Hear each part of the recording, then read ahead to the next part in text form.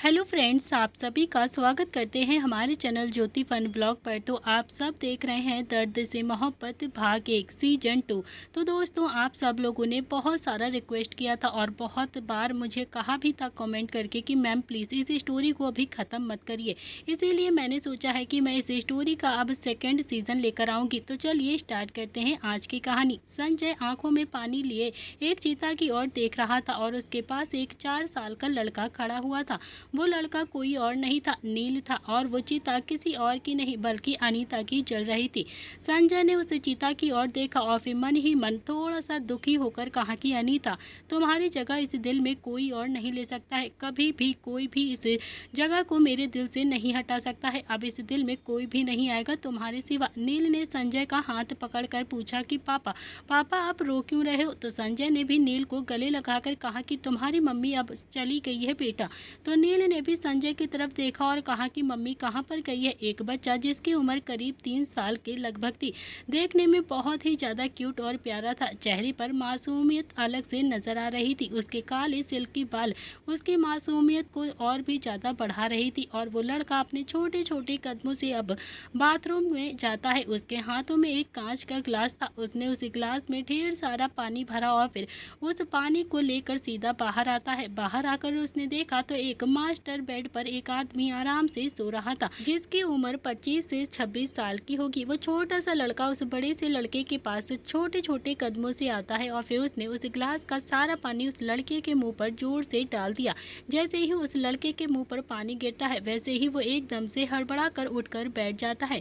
उसने अपने चेहरे पर आए हुए पानी को जल्दी से साफ किया और फिर उस छोटे से बच्ची की तरफ देखकर थोड़ा सा इरिटेट होकर बोलता है कि नील, ये क्या बदतमीजी है तुम्हारी। तो नील भी अब अपने पापा को ऐसे देखकर जोर जोर से हंसने लगता है और फिर वो हंसता हुआ बोलता है कि पापा, मैं आपको बहुत देर से उठा रहा था, लेकिन आप जो उठ ही नहीं रहे थे, इसीलिए मुझे मजबूरी में ये पानी डालना पड़ा। आपको पता है ना कि चंद्रकला कब से आपको आवाज लगा रही है। मैं आपको नहीं उठाता तो शायद चंद्रकला यहाँ पर आ जाती, और फिर तो आप अच्छे से जानते हो ना दादी को, उनके हाथ कितने ज्यादा चलते हैं, वो आपकी पिटाई कर देती। वो लड़का कोई और नहीं था, संजय प्रताप सिंह का बेटा नील था। संजय अपने बेड से खड़ा हो जाता है और फिर नील को प्यार से अपनी गोदी में लेकर बोलता है कि तुम्हें नहीं लगता है कि तुम आजकल बहुत ही ज्यादा बदमाश हो गए हो।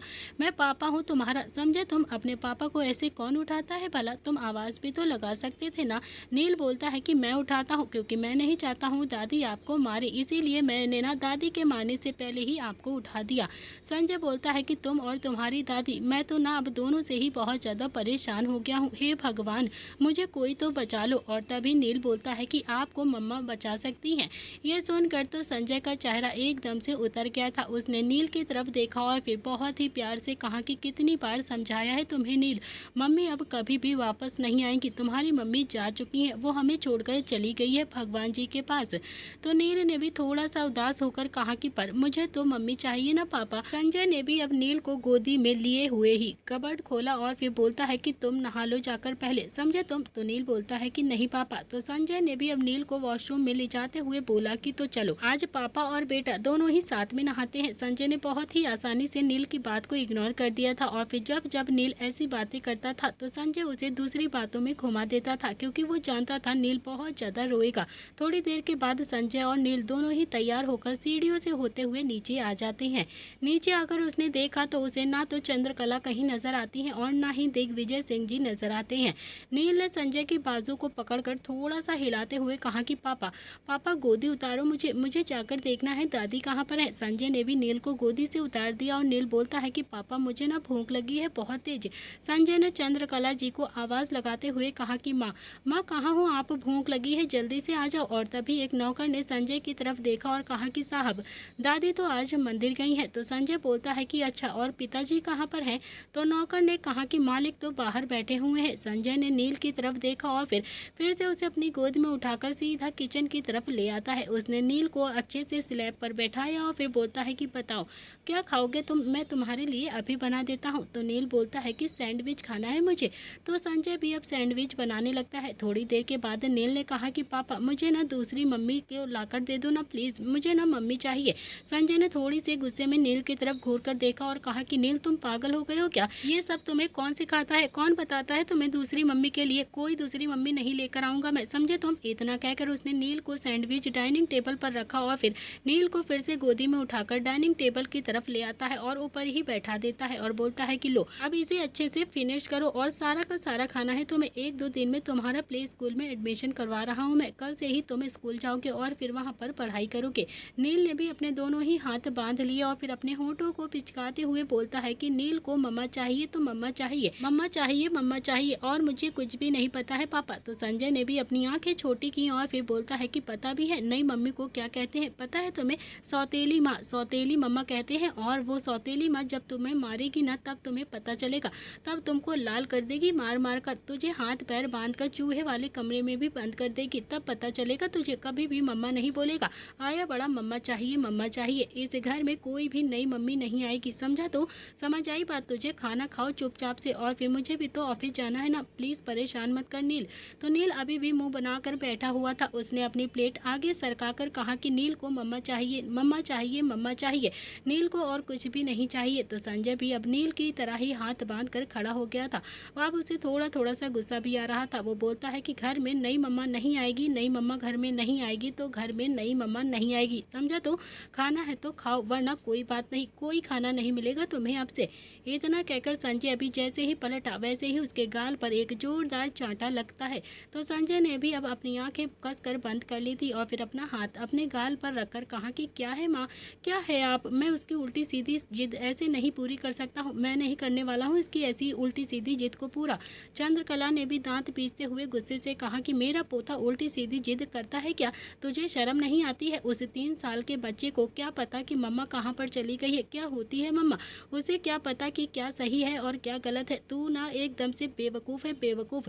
लेकिन उसे इतना तो पता है ना कि इस वक्त उसको माँ की ज़रूरत है और तुम हो कि शादी के नाम को लेना ही से चिढ़ जाते हो एकदम से। अनीता को गए हुए 1 साल हो गया है, पता भी है तुम्हें? कब तक उसकी यादों में तुम ऐसे रहो कि एक ना एक दिन तो तुम्हें भी उसकी यादों से बाहर आना ही पड़ेगा ना। क्या सच में तुम कभी भी शादी नहीं करोगे क्या?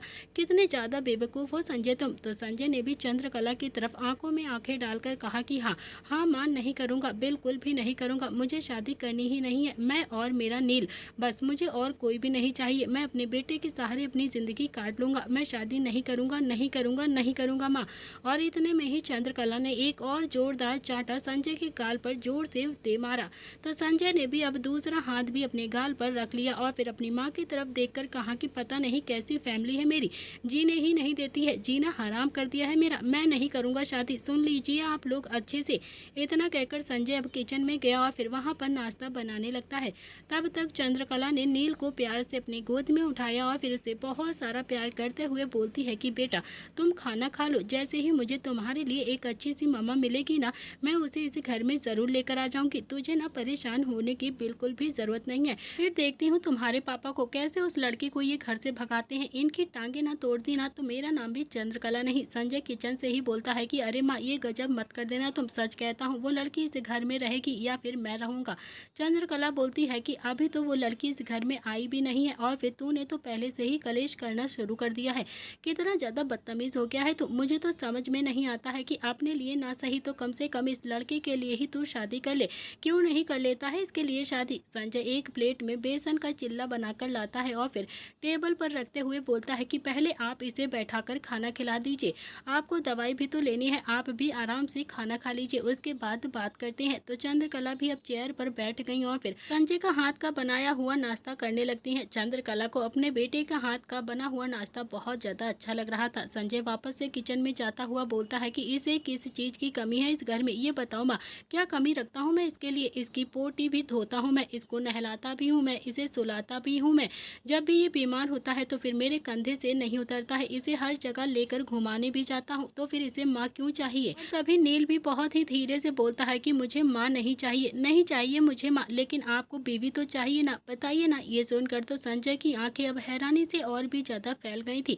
उसने वापस से आकर नील की तरफ गुस्से से घूर कर देखा और कहा कि तुम्हें नहीं लगता है कि तुम कुछ ज़्यादा ही बोलने लगे हो आजकल, तुम्हारा मुँह कुछ ज़्यादा ही चलने लगा है, मुझे बीवी नहीं चाहिए, समझा तू, और ना ही तुम्हें माँ चाहिए। एक बात अपने दिमाग में घुसाड़ ले, तुम्हें ये बताओ कि तुम्हारी माँ ऐसा क्या काम करेगी जो मैं नहीं कर सकता हूँ, बता मुझे। तो चंद्रकला भी अब नील को कुछ कहती उससे पहले ही संजय बीच में बोलता है कि माँ आप 1 मिनट चुप हो जाओ ना प्लीज़, मैं अपने बेटे से बात कर रहा हूँ। फिर उसने नील से फिर से पूछा कि अब बताओ मुझे ऐसा कौन सा काम है जो तुम्हारी माँ ही करेगी, मैं नहीं कर सकता हूँ, बता मुझे। अब नील छोटा सा मुंह बना लेता है और नील भी अभी छोटा सा ही था, वो संजय की बातों को क्या ही जवाब देता। फिर वो एकदम से रोने लगता है और फिर उसने दादी की तरफ अपनी बाहें फैला दी और उनके गले लग जाता है। दादी ने भी अगले ही पल नील को अपनी बाहों में भर लिया और फिर संजय की तरफ गुस्से से घूर कर देखती हैं और बड़बड़ाते हुए बोलती हैं कि संजय बस बहुत हो गया है, समझा तू। मुझे ना इसे घर में नील के आंसू बिल्कुल भी बर्दाश्त नहीं है। मैं अपने पोते को रोता हुआ नहीं देख सकती हूँ। ऐसा ना हो कि तुझे इस घर से निकाल दूं मैं। और तभी दिग्विजय सिंह जी भी अपना पेपर लेकर अंदर आ जाते हैं और फिर चंद्रकला ने भी दिग्विजय सिंह जी की तरफ देखते हुए कहा कि संजय के पिताजी, आपने भी ना हद कर रखी है, बिल्कुल हद करते हो आप।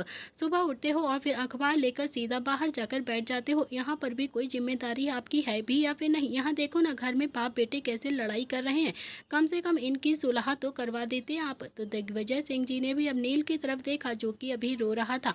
दिग्विजय सिंह जी ने भी बहुत ही प्यार से कहा कि नील नील आओ बेटा, मेरे पास आओ। तो नील भी अपनी दादी की गोदी से उतरकर सीधा भागता हुआ दादाजी के पास में आ जाता है। दादाजी ने भी उसे प्यार से गोद में उठाकर बहुत ही प्यार किया और फिर मुस्कुराकर बोलते हैं कि अब मुझे बताओ तुम्हारे पापा ने क्या किया है, तुम क्यों इतना ज़्यादा रो रहे हो बेटा। तो नील थोड़ा सा सुबकते हुए बोलता है कि मुझे मम्मा चाहिए दादाजी। तो दिग्विजय सिंह जी ने भी अब संजय की तरफ देखा और फिर संजय ने भी अपना माथा ही पीट लिया था। उसकी आवाज़ चटाक से आती है। फिर उसने चंद्रकला जी की तरफ देखा और उनकी थाली में रखा हुआ बेसन का चिल्ला उठाया और उसे अच्छे से फोल्ड किया, अपना बैग उठाया और फिर उसे खाता हुआ बोलता है कि माँ दवाई टाइम से ले लेना। और इतना कहकर वो अब बाहर जाने लगता है क्योंकि अब वो इस डिस्कशन में बिल्कुल भी शामिल नहीं होना चाहता था, क्योंकि वो जानता था कि अब फैसला क्या होगा।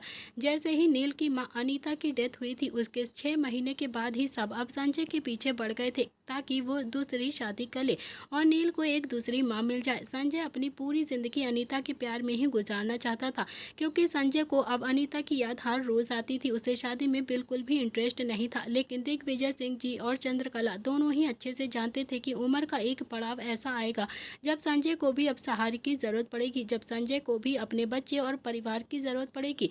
संजय ऑफिस के लिए निकल गया था, उसके जाते ही चंद्रकला की आंखें भीग जाती हैं। दिग्विजय सिंह जी भी चंद्रकला के पास आकर बोलते हैं कि चांद चांद प्लीज ऐसा काम नहीं चलेगा यार, प्लीज मत रो ना, कितना बार कह चुका हूँ मैं तुम्हें, मुझे तुम्हारी आंखों में आंसू अच्छे नहीं लगते हैं। चंद्रकला ने अगले ही पल दिग्विजय सिंह जी की बाजू पर एक हाथ मारकर कहा कि मेरे आंखों में आंसू अच्छे नहीं लगते हैं तो ठीक है, फिर जल्दी से अपने लिए बहू ढूंढो, समझे आप।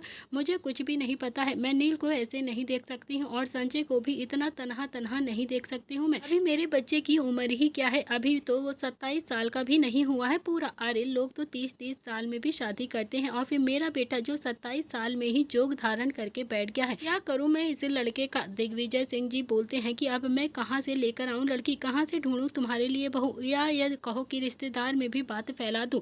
अब यही नहीं कर सकता हूँ ना। तुम्हें याद है ना, पिछले महीने में मिस्टर वर्मा अपनी बेटी का रिश्ता लेकर आए थे और फिर संजय ने उस लड़की को देखकर मुंह पर ही मना कर दिया था और फिर वो शादी भी नहीं करना चाहता है। तो मैं कैसे किसी भी लड़की को यहाँ पर लेकर आ जाऊँ बहू बनाने के लिए। अब मैं किसे लेकर आऊँ तुम ही बताओ, पहले संजय तो राजी हो जाए। तो चंद्रकला सुबकते हुए अपने घर के मंदिर की ओर देखकर बोलती है कि हे महादेव, कुछ भी करके बस मेरे बेटे की जिंदगी में एक ऐसी लड़की ला दो ना जो उसका ध्यान रखे, जो उससे बहुत सारा प्यार करे, नील को माँ जैसा प्यार करे, इस घर में बहू बनकर रहे, जो उसके मन को एक बार में ही भा जाए। भगवान, अनीता को गए हुए 1 साल हो गया है, मैंने अपने बेटे के चेहरे पर थोड़ी बहुत मुस्कुराहट तो देखी है लेकिन बिल्कुल भी सुकून नहीं देखा है। कुछ भी करके बस उसकी जिंदगी में भी एक अच्छी सी लड़की ला दो महादेव प्लीज।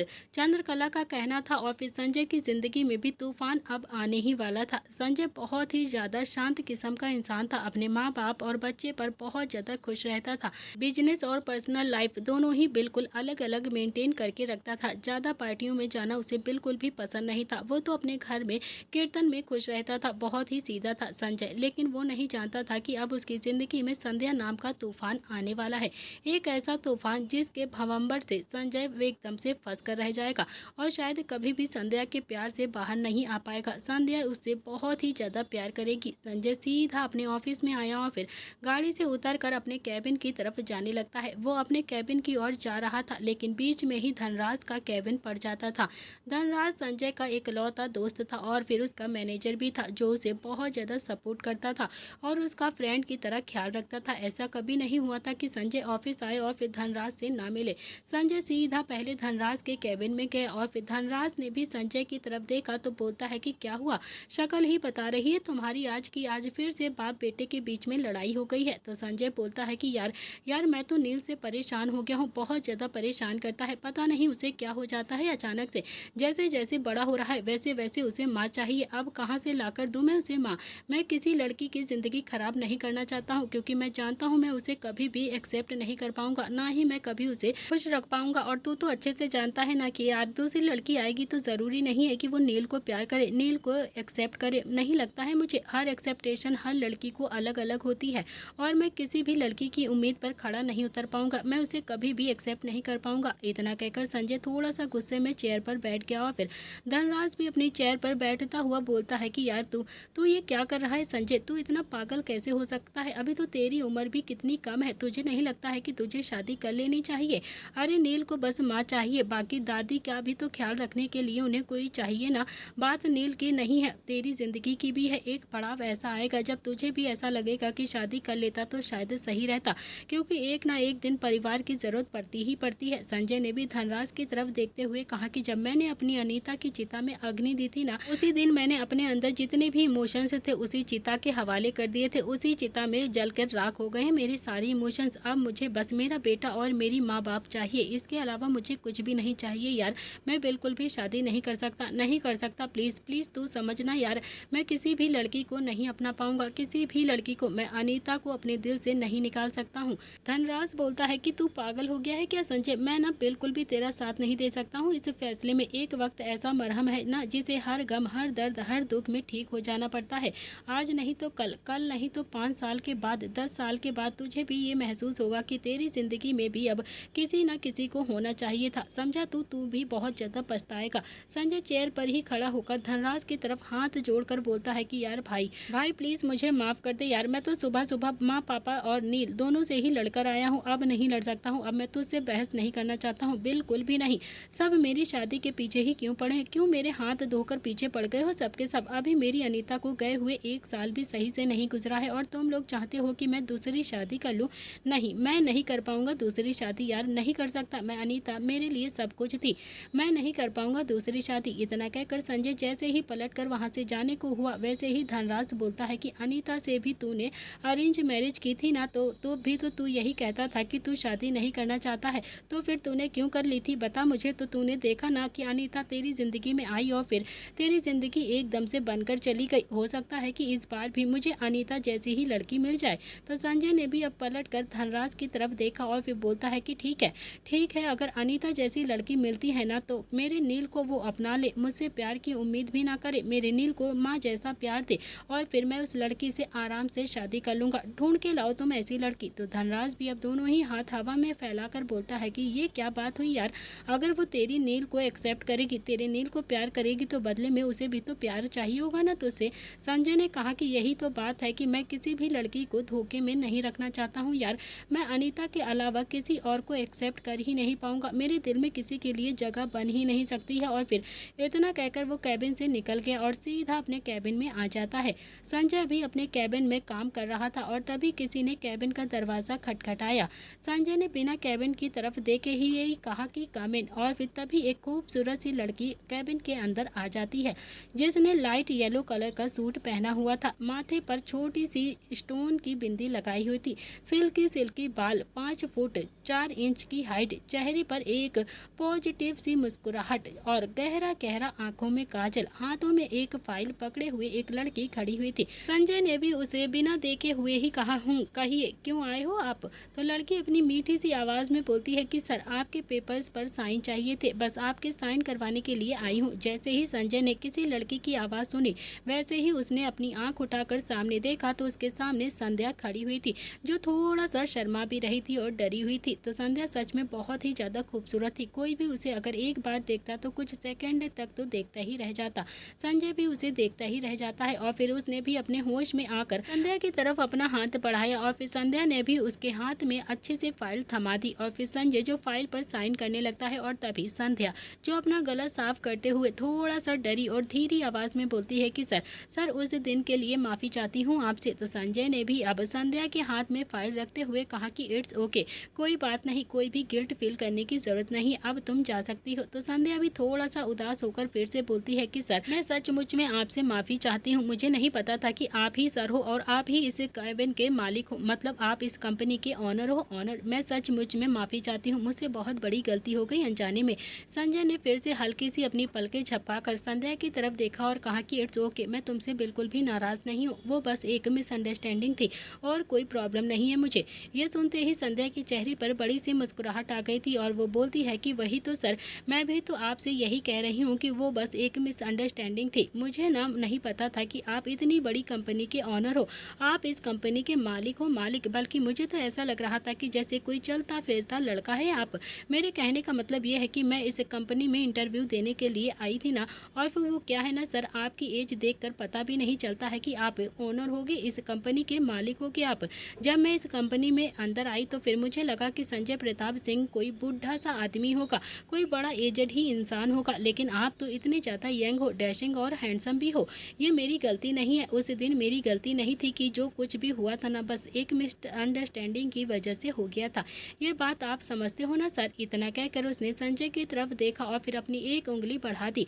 तो संजय भी अब आंखें फाड़े बस संध्या को ही देखे जा रहा था। एक संध्या ऐसी पहली लड़की थी जो संजय के कैबिन में खड़ी होकर बस बेझिझक बिना किसी रिस्ट्रैक्शन के बोले जा रही थी, बिना किसी डर के, बिना किसी भाव के। तो संजय ने भी बस हल्की सी पलकें झपकाकर फिर से कहा कि हाँ, तुम्हारी गलती नहीं थी उस दिन, अब तुम जाओ, मुझे ना बहुत सारा काम करना है। तो संध्या ने भी हाँ में अपनी गर्दन हिलाते हुए कहा कि हाँ हाँ सर, मैं भी जा रही थी, बस मुझे तो बस ये फाइल धनराज सर के साथ बैठकर कंप्लीट करनी थी, इसीलिए आपके साइन जरूरी थे, मैंने सोचा आज ही करवा लूँ और आपसे माफ़ी भी चाहती हूँ मैं।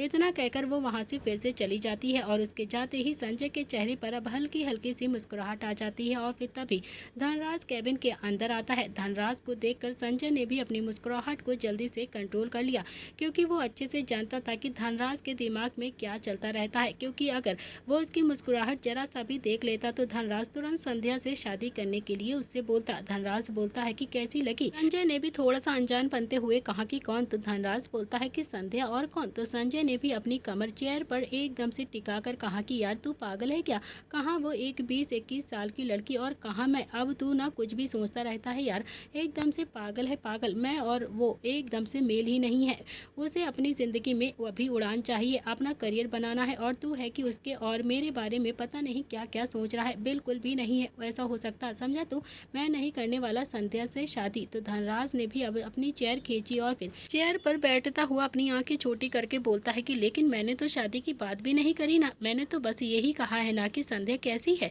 तो शादी तक तो तू अपने आप ही पहुंच गया नहीं यार। तो संजय के चेहरे पर भी अब हल्की हल्की सी मुस्कुराहट आ गई थी और फिर उसने भी अपना लैपटॉप खोलते हुए धनराज की तरफ बिना देखे हुए कहा कि मुझे बहुत सारा काम है, तू जा यहाँ से। वैसे भी संध्या ये कह रही थी कि उसे तेरे साथ बैठकर ये फाइल बनानी है, बस जा अपनी फाइल कंप्लीट कर। धनराज कुछ बोलता उससे पहले ही संजय ने हाथ जोड़कर फिर से कहा कि यार प्लीज मुझे अपनी बातों में बिल्कुल भी मत फंसाओ, प्लीज प्लीज बख्श दे मुझे, मैं किलर हूँ किलर, शादी नहीं करूंगा मैं, बिल्कुल भी नहीं। धनराज जब उठकर कैबिन से चला गया और फिर कैबिन में आकर बैठ जाता है अपनी, तो वहीं संजय ने भी अब अपनी आंखें बंद की हुई थी, उसे कुछ दिनों के पहले की इंसिडेंट याद आ रहे थे। तो चलिए देखते हैं फ्लैशबैक 1 महीने पहले का। संध्या जल्दी जल्दी से तेज कदमों के साथ ऑफिस आ रही थी। उसने जैसे ही लिफ्ट में एंटर किया उसकी नज़र अचानक से संजय पर जाती है, जो कि वहीं लिफ्ट के अंदर ही खड़ा हुआ था। संध्या को नहीं पता था कि संजय इस कंपनी का ऑनर है, इस कंपनी का मालिक है। बस संध्या तो ना जाने उसके दिल में क्या क्या ख्याल बनाकर बैठ गई थी संजय के लिए। उसने भी संजय को हल्का सा मुस्कुराहट पास की और फिर संजय ने भी बदले में हल्की सी मुस्कुराहट पास कर दी। संध्या जो लिफ्ट की तरफ देख रही थी और अचानक ही लिफ्ट बंद हो जाती है। संध्या जो एकदम से डर जाती है लिफ्ट बंद होने से, उसके चेहरे पर अब हल्का हल्का सा पसीना भी आ गया था, क्योंकि उस वक्त संध्या और संजय ही उस लिफ्ट में थे। संजय ने संध्या के डर को देखते हुए कहा कि इट्स ओके, थोड़ी देर में ही लिफ्ट ठीक हो जाएगी, परेशान होने की जरूरत नहीं है, तुम डरो मत। इतना कहकर संजय ने हल्का सा हाथ संध्या के बाजू पर लगाया तो संध्या को एकदम से गुस्सा आ गया। उसे लगा कि शायद संजय उसके साथ बदतमीजी करने की कोशिश कर रहा है। उसने भी गुस्से में संजय का हाथ पकड़कर झटकते हुए गुस्से में संजय की तरफ देखते हुए कहा कि ए हेलो मिस्टर, लिफ्ट में बंद हूँ तो फिर इसका मतलब ये नहीं है कि तुम मेरा फायदा उठाओगे, समझे तुम? आज से पहले सुंदर लड़की नहीं देखी क्या? कितने ज्यादा बदतमीज हो तुम, तुम्हारी हिम्मत कैसे हुई मुझे हाथ लगाने की? और हाँ, तुम्हें क्या लगता है कि मैं अबला नारी टाइप की लड़की हूँ? बिल्कुल भी नहीं। जो बंद लिफ्ट को को देखकर तुम्हारे सीने से जाकर चिपक जाऊंगी और रोने लग जाऊंगी और फिर तुम मुझे सहारा दोगे, तुमसे हेल्प मांगूंगी। बिल्कुल भी नहीं, समझे? तुम अकल बकल नहीं है क्या तुम्हारे अंदर? जानते भी हो तुम ये किसकी कंपनी है जहाँ पर तुम खड़े हो? दिग्विजय प्रताप सिंह जी की। और इनकी कंपनी में लड़कियों के साथ ये सब नहीं करते हैं, समझे ना? और अगर करते हैं ना तो फिर दिग्विजय सिंह जी खुद ही उसे कंपनी से बाहर निकाल देते हैं और साथ ही उनके हाथ पैर भी तोड़वा देते हैं। तो अपने हाथ, अपने जज्बात और अपनी आंखों तीनों पे कंट्रोल रख लो, वरना खींचकर एक चमाट मुंह पर मारूंगी और हाँ, तुम्हारी इन आंखों को नोचकर गोटियां खेलूंगी। इतना कहकर संध्या गुस्से में थोड़ा सा पीछे हटती है तो वहीं संजय तो आंखें फाड़े बस संध्या को ही देखे जा रहा था। फिर वो धीरे से बड़बड़ाते हुए बोलता है कि आई एम सॉरी, मेरा इंटेंशन तुम्हें छूने का बिल्कुल भी नहीं था। मैं तो बस तुम्हें संभालने की कोशिश कर रहा था ताकि तुम्हें डर ना लगे। लेकिन तुम तो काफी ज्यादा स्ट्रांग हो, खुद को अच्छे से संभाल सकती हो, तुम्हें तो किसी के सहारे की जरूरत ही नहीं है। संजय बिल्कुल शांति से खड़ा रहता है। लिफ्ट में अभी भी बहुत ज्यादा अंधेरा था। अब तो संध्या को भी थोड़ा सा डर लगने लगा था, लेकिन फिर भी उसने संजय के सामने खुद को कमजोर महसूस नहीं करवाना चाहती थी, क्योंकि वो जानती थी कि फिर संजय उसकी हंसी उड़ाएगा। इसीलिए वो चुपचाप से खड़ी रहती है। अब संध्या लंबी लंबी सांसें लेने लगती है और संजय ने एक बार फिर से संध्या की तरफ देखा और कहा कि रिलैक्स, लिफ्ट ठीक हो जाएगी, डरने की जरूरत नहीं है, डोंट वरी। तो संध्या ने फिर से गुस्से में संजय की तरफ घूर कर देखा और फिर से थोड़ा सा मुंह फेर कर दीवार की तरफ देखने लगती है, क्योंकि वो अभी उससे थोड़ा सा नाराज हो गई थी। उसे बहुत ही ज्यादा अब घबराहट हो रही थी और फिर आखिरकार उसे बंद लिफ्ट में चक्कर भी तो आने लगते थे। वो गिर जाती उससे पहले ही संजय ने उसे थाम लिया था और फिर थोड़ी देर में ही लिफ्ट का दरवाजा खुलता है। संजय ने अब संध्या को अपनी गोद में उठाया और सीधा लिफ्ट से बाहर लेकर आ जाता है और अपने कैबिन में लाकर उसने संध्या को सोफे पर लेटा दिया था। संजय ने अब संध्या के मुंह पर हल्का हल्का सा पानी छिड़का तो संध्या भी अब थोड़ा सा होश में आ जाती है। लेकिन जैसे ही वो होश में आती है वैसे ही उसने संजय के सीने पर अपना हाथ रखकर उसे थोड़ा सा गुस्से से धक्का देते हुए फिर से कहा कि अकल नहीं है क्या तुम्हें, बदतमीज कहीं के? तुम ना बहुत ज्यादा बदतमीज हो, तुम्हें शर्म नहीं आती है ना? मैंने तुम्हें लिफ्ट में समझाया था ना, उसके बाद भी तुम मेरे करीब आने की कोशिश कर रहे हो, तुम मुझे छूने की कोशिश कर रहे हो। तुम्हारी हिम्मत कैसे हुई मुझे हाथ लगाने की?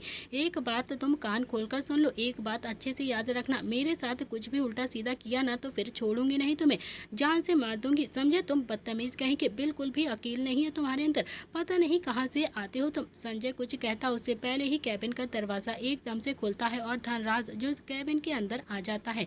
धनराज को देखकर संध्या जल्दी से अब धनराज के पीछे जाकर छुप जाती है और फिर थोड़ा सा डरी हुई आवाज में बोलती है कि राज देखो ना, ये कितना ज्यादा बदतमीज आदमी है, कितना ज्यादा बदतमीजी कर रहा है मेरे साथ, लिफ्ट में मेरे पीछे पड़ा हुआ था, बात बात पर मुझे छूने की कोशिश कर रहा है। इसे ना इतनी भी तमीज नहीं है कि लड़कियों के साथ कैसे बिहेव करते हैं, ये तो सच में बहुत ज्यादा बदतमीज है। मुझे तो अब इस आदमी से बहुत ज्यादा डर भी लग रहा है। मुझे नहीं करनी है यहाँ पर नौकरी, ये कंपनी बिल्कुल भी अच्छी नहीं है। तुमने भी मुझे कहाँ पर रेफरेंस दे दिया नौकरी करने का? तुम तो कहते थे ना कि प्रताप कंपनियों में लड़कियों के लिए बहुत ज्यादा सिक्योरिटी है, बहुत ज्यादा सिक्योर रहती हैं लड़कियां यहाँ पर, लेकिन यहाँ तो जब देखो तब ये मुझे छूने का मौका ढूंढता रहता है। मुझे नहीं करना यहाँ पर नौकरी।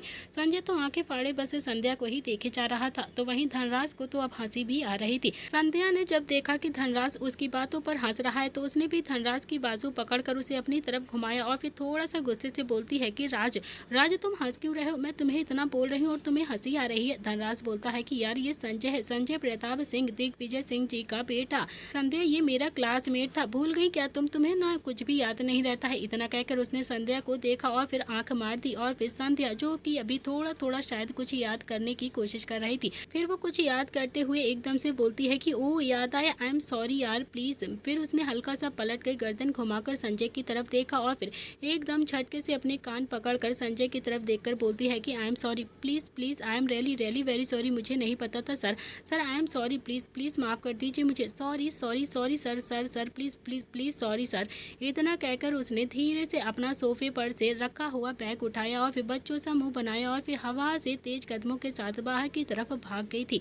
उसके जाते ही संजय और धनराज दोनों ही तेज हंसने लगते हैं। तो धनराज बोलता है कि क्यों भाई यार, क्यों भाई, क्या कर रहा था तू उसके साथ? इतना भड़क गई वो तेरे साथ, क्या दिया तूने? तो संजय ने भी अब अपना कोट उतार कर चेयर पर टांगा और बोलता है कि अबे यार इस मिर्ची के साथ कोई क्या ही कर पाएगा, खैर छोड़, कौन है ये लड़की? तो धनराज बोलता है कि संध्या त्रिपाठी, तू क्या भूल के अपने ही तो कॉलेज में पढ़ती थी ये। संजय को भी अब थोड़ी सी हंसी आ गई और फिर वो आकर अपनी चेयर पर बैठ जाता है और धनराज भी अब अपने कैबिन की तरफ चला जाता है। तो इसी के साथ फ्लैशबैक एंड होता है फ्रेंड।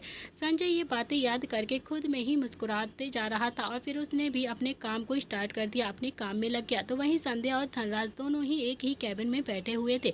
संध्या बोलती है कि मुझे नहीं लगता है कि मैं संजय को कभी भी पटा पाऊंगी, वो बहुत ही ज़्यादा अलग किस्म का इंसान है। धनराज ने कहा कि तुम समझती नहीं हो संध्या, संजय बहुत ही ज़्यादा अमीर लड़का है और एक लौता बेटा है अपने घर का। एक बार अगर उसे पटा लोगी, उससे शादी कर लोगी तो फिर बहुत सारे तुम्हारी जो जितने भी फाइनेंशियली प्रॉब्लम है ना वो सॉल्व हो जाएगी। तुम्हें किसी भी चीज़ की कमी नहीं रहेगी। तुम्हारे पापा का इलाज भी अच्छे से हो जाएगा। तुम्हारी माँ, उनकी भी तो आंखें की रोशनी कम हो रही है ना, उनका भी इलाज बहुत अच्छे से कराना है तुम्हें। और तुम्हारा छोटा भाई, उसे भी तो तुम अच्छी परवरिश देना चाहती हो ना, और फिर तुम्हारा लोन वो भी तो उतर जाएगा। ये सारे काम तुम्हारे हो जाएंगे अगर तुम संजय के साथ शादी कर लेती हो। अगर संजय तुमसे शादी कर लेगा ना तो तुम हमेशा खुश रहोगी उसके साथ। संध्या की आंखों में हल्का सा पानी आ गया था। वो बोलती है कि राज, मुझे ऐसे पैसे नहीं चाहिए जो किसी के दिल से खेलने पर मिल रहे हो।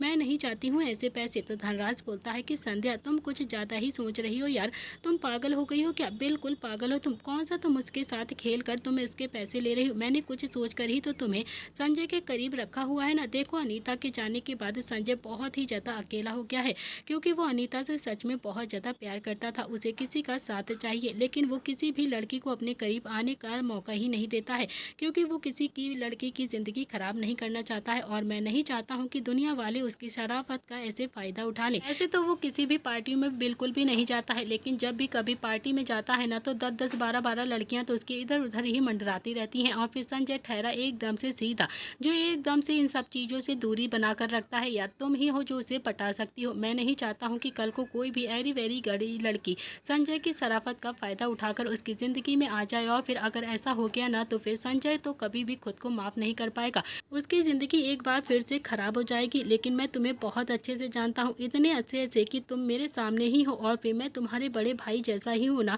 तुम ना बिल्कुल पागल हो, इतना ज़्यादा सोचने की ज़रूरत नहीं है तुम्हें। अब तुम ही बताओ कि क्या एक बड़ा भाई अपनी बहन की शादी किसी भी गलत आदमी से करवाना चाहेगा क्या? क्या मैं अपनी बहन की शादी ऐसे लड़के से करवा दूंगा जिसके साथ उसकी ज़िंदगी ख़राब हो जाए? संजय बहुत ही अच्छा लड़का है।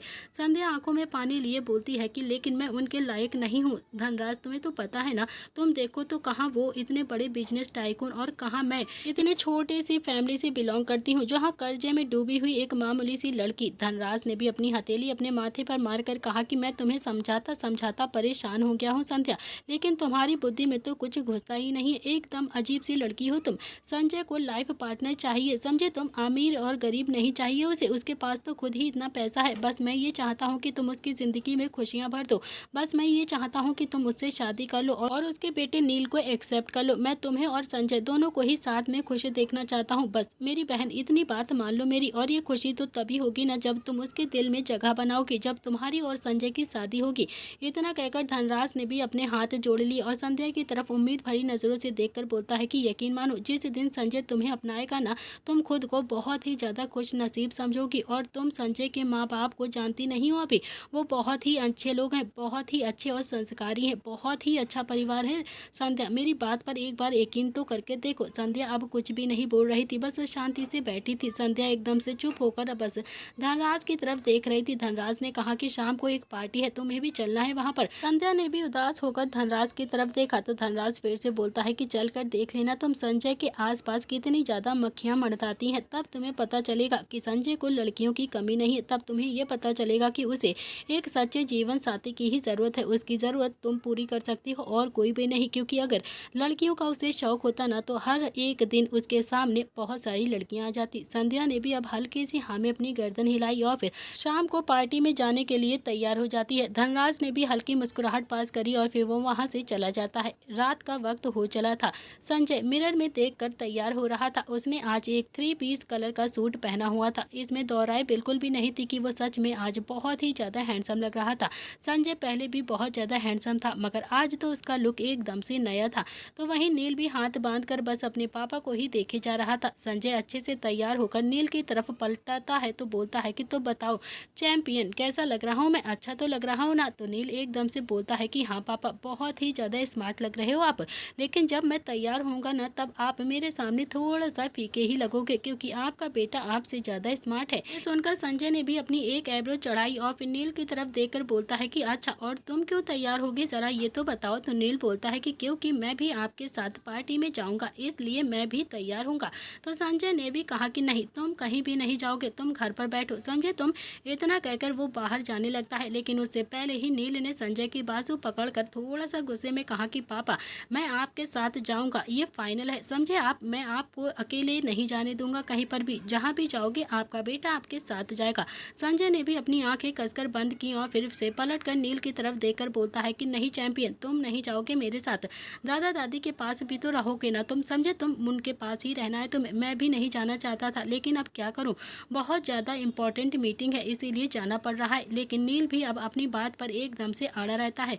वो भी काफ़ी ज़्यादा गुस्से में बेड पर चढ़ जाता है और फिर एकदम से पैर पटक कर गुस्से से बोलता है कि नहीं, मैं भी जाऊँगा, मैं भी जाऊँगा, मैं भी जाऊँगा। आपको अपने बेटे के बिना कहीं भी नहीं जाना है, आप भूल गए क्या, नहीं तो फिर मुझे मम्मा चाहिए। इतना कहकर वो जोर जोर से चिल्लाने लगता है, शोर मचाने लगता है और फिर उसका चिल्लाना सुनकर चंद्रकला जी के कमरे में भी आवाज़ आती है। चंद्रकला जी भी कमरे में आती हैं और फिर उसने नील की तरफ देखा और फिर एक बार संजय की तरफ देखा, फिर एक कदम संजय की ओर बढ़ती हैं तो संजय 2 कदम पीछे हटकर डरती हुई आवाज़ में बोलता है कि यार ये तो अजीब बेटा है मेरा, जब देखो बस अपने ही बाप को पिटवाता रहता है, बदतमीज़ कहीं का। अपने बाप को पिटवाने में इसे कितना मज़ा आता है, आप हमेशा इसके रोने पर माँ मुझे ही क्यों गुस्सा करती हो, मुझे ही पीटने लगती हो। इसने अजीब सी जिद लगा रखी है कि ये भी मेरे साथ में जाएगा, कह दो इसे ना कि मेरे साथ नहीं जाएगा, मैं इसे कहीं भी लेकर नहीं जाऊँगा। नील ने रोते रोते फिर से कहा कि मैं जाऊँगा, मैं जाऊँगा, मैं जाऊँगा, मम्मी भी नहीं है मेरे पास, पापा भी मुझे अपने साथ लेकर नहीं जाते हैं, मुझे माँ चाहिए, मुझे माँ चाहिए, माँ चाहिए। इतना कहकर नील फिर से रोने लगता है। अब तो चंद्रकला को और भी ज़्यादा गुस्सा आ गया था और उसने भी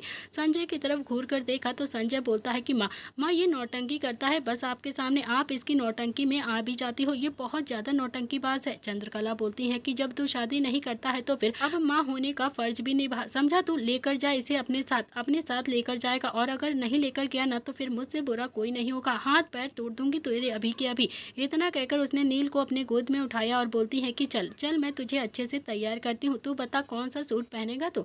तो नील भी अब अपने पापा की तरफ देखता है और फिर एक आंख मार कर मुस्कुरा कर दादी की तरफ देख कर बोलता है कि दादी, मैं भी ना पापा की तरह ही ब्लैक कलर का सूट पहनूंगा, मुझे भी इनकी तरह ही स्मार्ट लगना है, मुझे भी ऐसे ही तैयार करना जैसे से भी मैं पापा से ज़्यादा हैंडसम लगूँ। पापा खुद को कुछ ज़्यादा ही हैंडसम समझते हैं, सोचते हैं कि इनसे ज़्यादा स्मार्ट तो कोई है ही नहीं, अब इनको मैं दिखाऊंगा कि इनका बेटा इनसे भी ज़्यादा स्मार्ट है।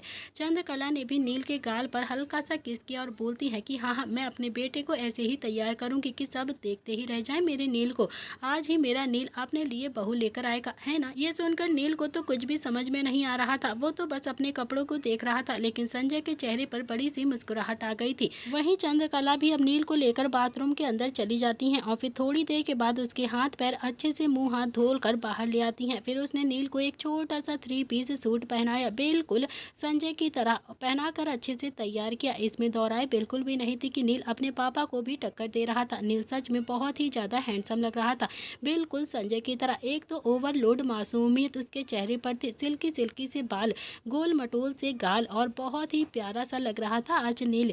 दादी ने नील की तरफ देखा और फिर उसकी नज़र उतारते हुए और फिर काजल का एक छोटा सा टीका उसके कान के पीछे लगाते हुए मुस्कुराकर बोलती हैं कि कब मेरा नील बड़ा होगा, कब वो घोड़ी चढ़ेगा, कब इस घर में बहू आएगी और कब मैं दादी बनूंगी। इतना कहकर उसने एक बार फिर से नील की नज़र उतार ली। संजय बोलता है कि 3 साल का ही तो हुआ है माँ, इसे घोड़ी चढ़ा दोगी क्या आप। हे भगवान, मैं कहाँ इन दादी पोते के बीच में आकर फंस जाता हूँ। ये ना दादी कम है ना ही इनका पोता कम है, हर जगह बस मुझे ही टोंट कसते रहते हो आप लोग। इतना कहकर उसने अपना एक हाथ नील की तरफ बढ़ाया और बोलता है कि चलो। तो नील ने भी अपने पापा का हाथ पकड़कर थोड़ा एटीट्यूड के साथ बोला कि मैं आपके साथ चलता रहा हूँ, लेकिन मेरी भी कुछ कंडीशन है। तो संजय ने भी अब नील की तरफ हैरानी से देखा और फिर नील की तरफ घूरने लगता है। तो नील भी स्टाइल से बोलता है कि पहली बात, आप मुझे पार्टी में कहीं भी अकेला छोड़कर नहीं जाएंगे, समझे आप, वरना मैं वहीं पर रोने लगूंगा। और दूसरी बात, आप मुझे डांटेंगे तो बिल्कुल भी नहीं, वो भी किसी के सामने भी नहीं। और तीसरी बात, मैं आपके हाथ से ही खाना खाऊंगा वहां पर जाकर, और किसी से भी नहीं खाऊंगा। संजय ने कहा कि तू ना घर पर ही रह जाना। तो नील फिर से पैर पटकने लगता है। तो चंद्रकला बोलती है कि क्यों सताता है तू नील को, समझा, तू चुपचाप से लेकर जा और उसकी सारी शर्तों को भी मान। संजय ने अब नील को गोद में उठाया और फिर कमरे से बाहर लेकर चला जाता है। और अगले 10 से 20 मिनट के बाद नील गाड़ी में बैठा हुआ डाइस खेल रहा था और संजय जो ड्राइव कर रहा था। तभी संजय का फोन वाइब्रेट होता है। संजय ने फोन चेक किया तो उसमें धनराज का मैसेज आया था, जिसमें लिखा हुआ था, मैं भी आ रहा हूँ और संध्या भी आ रही है। जैसे ही संजय ने संध्या का नाम पढ़ा, वैसे ही उसके हाथ से एकदम से मोबाइल छूटकर उसके पैरों के पास जाकर गिर जाता है। अगले 1 घंटे में ही संजय ने भी गाड़ी एक 5 स्टार होटल में आकर बाहर रोकी। तो संजय ने नील की तरफ देखते हुए कहा कि तुमने मुझे घर पर 3 प्रॉमिस लिए थे ना, अब तुम्हारी बारी। किसी से भी बेमतलब की बातें नहीं करोगे तुम, किसी से भी कोई उल्टी टेढ़े जवाब नहीं दोगे, किसी से भी लड़की को देखकर मुझे ये नहीं कहोगे कि मुझे ऐसी मम्मी चाहिए या वैसी मम्मी चाहिए। किसी भी अजनबी से बात नहीं करोगे तुम और मुझे छोड़कर अकेले बिना बताकर कहीं भी नहीं जाओगे, समझे तुम। तो नील ने भी मुस्कुराकर हल्की सी हाँ में अपनी गर्दन हिला दी और फिर संजय जो कि गाड़ी से उतरता है और फिर वो घूमकर दूसरी तरफ गया। उसने भी अपने बेटे को भी गाड़ी से प्यार से उतार लिया और फिर चाबी वहीं वॉचमैन को देकर अंदर की तरफ चला जाता है। दोनों बाप बेटे ने जब पार्टी में एंट्री ली तो सब उन्हें ही देखने लगते हैं। सबकी आंखें हैरानी से बस उन बाप बेटों को ही देख रही थी। एक तो नील पहले से ही बहुत ज्यादा क्यूट और प्यारा लग रहा था और फिर ऊपर से 3 पीस सूट में तो एकदम से गर्दा मचा रहा था वो। आज सच में नील बहुत ही ज्यादा हैंडसम लग रहा था। और संजय वो तो था ही एकदम से डैशिंग, हैंडसम और स्मार्ट, जो कोई भी एक बार देखता तो बस उसे देखता ही रह जाता। आसपास की जितनी भी लड़कियां थी बस अब उन बाप बेटों को ही देखे जा रही थी और फिर आपस में खुसर फुसुर कर रही थी। सब बस एक नज़र नील को देखती तो कभी एक नज़र संजय की तरफ देखते। संजय प्रताप को देखकर लगता नहीं है कि उनका एक 3 साल का बेटा भी है जो कि इतना ज़्यादा क्यूट और हैंडसम है। तभी दूसरी लड़की धीरे से बोलती है कि हाँ यार, अनीता कितनी लकी थी ना, उसकी शादी संजय प्रताप सिंह जी से हो गई यार। मैं भी ना अपने पति के रूप में इनको देखती हूँ। सुना है कि संजय शादी नहीं करना चाहते हैं, अपनी अनीता की यादों में ही रहना चाहते हैं, उसी के सहारे ही अपनी जिंदगी काट लेंगे। कितना ज़्यादा बुरा लगता है यार इनके बारे में सुनकर। और तभी एक दूसरी लड़की बोलती है कि अरे यार, कब तक अनीता की यादों में रहेगा ये, कोई भी इतने दिन नहीं रह सकता है, एक ना एक दिन तो किसी हम सफ़र की ज़रूरत पड़ेगी ही ना इन्हें, तो क्या क्या करेंगे तब ये। और फिर वैसे भी वो कहते हैं ना कि मर्द जात है, कोई ना कोई भरोसा नहीं होता है, कोई ना कोई लड़की तो चाहिए ही होगी, उसे भूलने में वक्त नहीं लगता है। जैसे ही नील अब थोड़ा सा बड़ा होगा ना, संजय को भी किसी न किसी की ज़रूरत महसूस होने लगेगी। तो वहीं दूसरी तरफ धनराज ने भी अब गाड़ी बाहर आकर रोक दी थी। वो भी गाड़ी से उतरा और उसके साथ साथ संध्या भी गाड़ी से उतर जाती है। लेकिन संध्या का चेहरा अभी बहुत ही ज़्यादा उतरा हुआ था। वो थोड़ा सा डर भी रही थी और शर्मा भी रही थी। वो संजय को ऐसे बिल्कुल भी नहीं पाना चाहती थी, क्योंकि संजय के साथ धोखा कर रही, इसीलिए उसे थोड़ा सा बेचैनी हो रही थी। तो धनराज ने एक बार फिर से संध्या की तरफ देखते हुए कहा कि तुम्हें खुद पर ना सही तो फिर मुझ पर तो यकीन करना ही चाहिए ना संध्या, मेरी बातों पर यकीन करो। मैं कह रहा हूँ ना, संजय बहुत अच्छा लड़का है, बहुत ही अच्छा इंसान है। संध्या बोलती है कि मैं मान लेती हूँ कि आपकी बात कि संजय बहुत ही अच्छा लड़का है, लेकिन आप तो समझिए ना भैया, जब उन्हें पता चलेगा कि मैं उनके करीब बस उनके पैसों के लिए गई हूँ तो फिर उनका दिल नहीं टूट जाएगा क्या?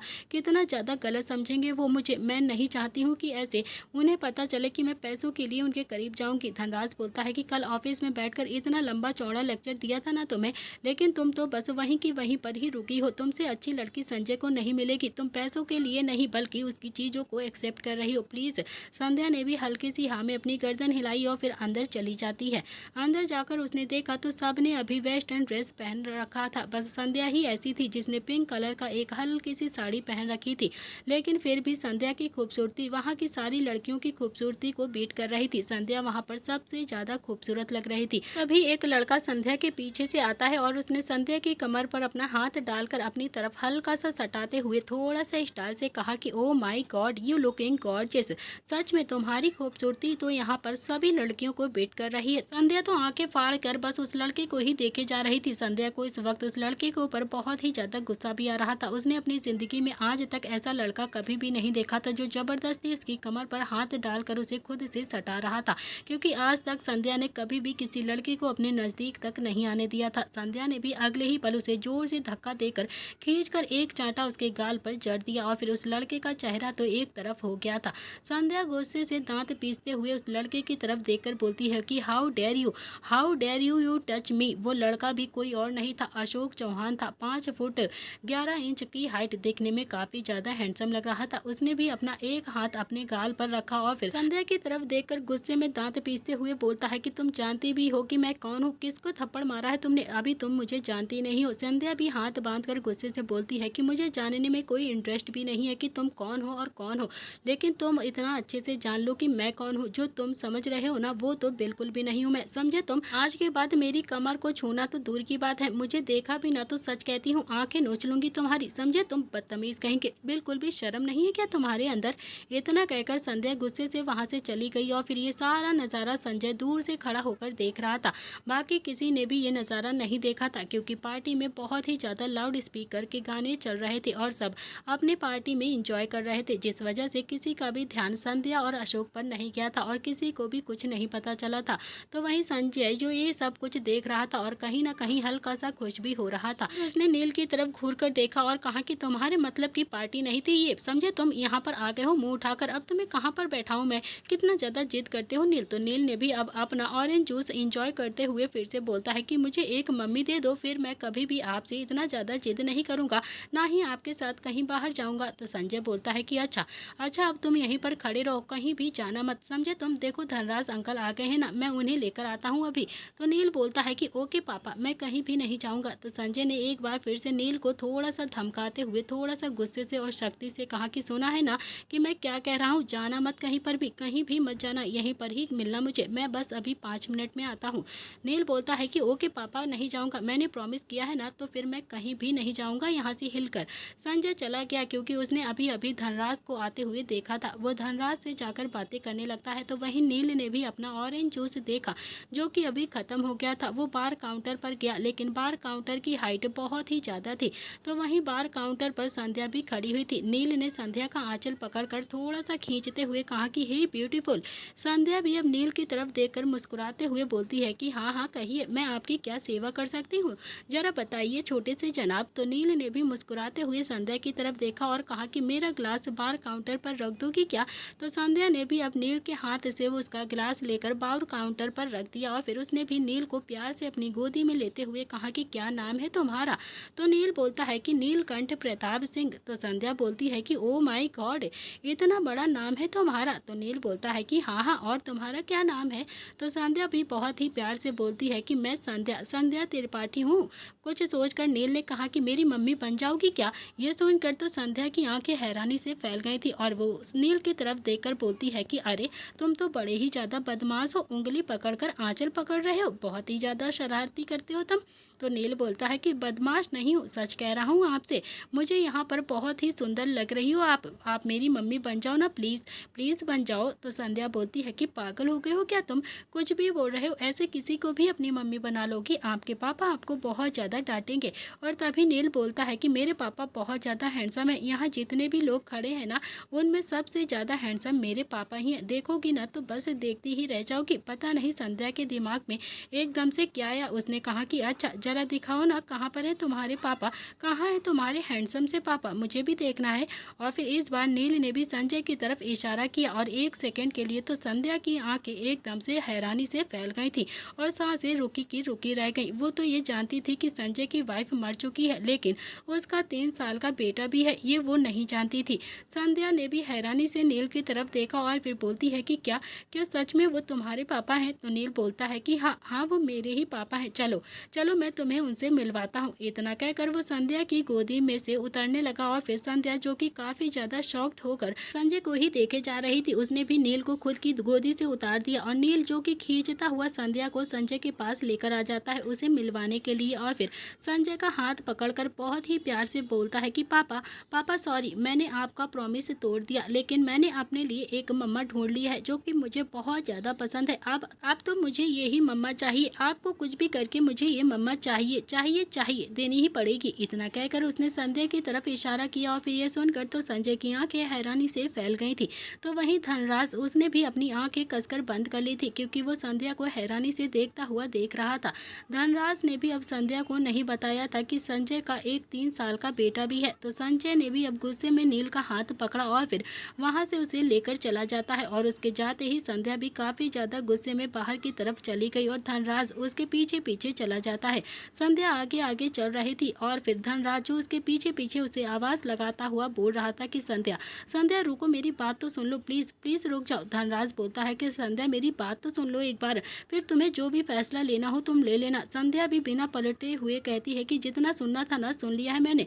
लेकिन धनराज भी हार मानने वाला नहीं था, उसने भी सोच लिया था कि वो संजय की शादी संध्या के साथ करा कर ही रहेगा क्योंकि वो जानता था संध्या से अच्छी लड़की संजय की लाइफ में आ ही नहीं सकती है। आखिरकार अपने दोस्त को वो तनहा कब तक तक देख सकता था। उसने भी 4 कदम आगे बढ़कर संध्या की बाजू पकड़कर अपनी तरफ घुमाया और बोलता है कि मैं मानता हूँ कि मुझसे बहुत बड़ी गलती हो गई है संध्या। मुझे तुम्हें बता देना चाहिए था कि संजय का एक बेटा भी है, लेकिन मैंने कुछ सोचकर तुम्हें नहीं बताया था। संध्या बोलती है कि और क्यों नहीं बताया आपने मुझे, ये भी तो बता दो जरा। तो धनराज ने कहा कि क्योंकि मैं नहीं चाहता था कि जब तुम संजय के करीब जाओ तो तुम्हें नील की जिम्मेदारी भी दिखाई दे जाए। मैं चाहता था कि तुम बस संजय के लिए उससे शादी करो, नील के लिए नहीं। संध्या थोड़ा सा हैरानी से बोलती है कि कैसे भाई हो आप धनराज भैया, कुछ तो सोच कर बोलिए, कुछ तो शर्म करिए। संजय सर से ज्यादा जरूरत तो उस छोटे से बच्चे को है मेरी। आप जानते हो नील ने मेरी गोद में आते ही मुझसे पहला सवाल क्या किया था, आप मेरी मम्मा बनोगे। धनराज ने अगले ही पल हाथ जोड़कर कहा कि तो ठीक है, तुम मान लो ना संध्या, तुम मान लो ना उस छोटे से बच्चे की बात, क्यों नहीं मान लेती हो, बन जाओ ना उसकी मम्मी, क्योंकि वो भी तुम्हें बहुत ज़्यादा पसंद करता है, वो तुम्हें अपनी माँ बनाना चाहता है और संजय से शादी करके तुम उसकी माँ बन जाओगी और संजय की पत्नी भी। तो दोस्तों इसी के साथ इस कहानी का आज का एपिसोड यहाँ पर समाप्त होता है। कैसा लगा आपको एपिसोड, प्लीज़ कमेंट करके ज़रूर बताइएगा। अगर आपको सेकंड सीजन पसंद आ रहा हो तो प्लीज़ लाइक शेयर सब्सक्राइब करके ढेर सारा प्यार और सपोर्ट ज़रूर दीजिएगा, जितना कि आपने पहले सीजन को दिया था इस स्टोरी के। Thank you friends.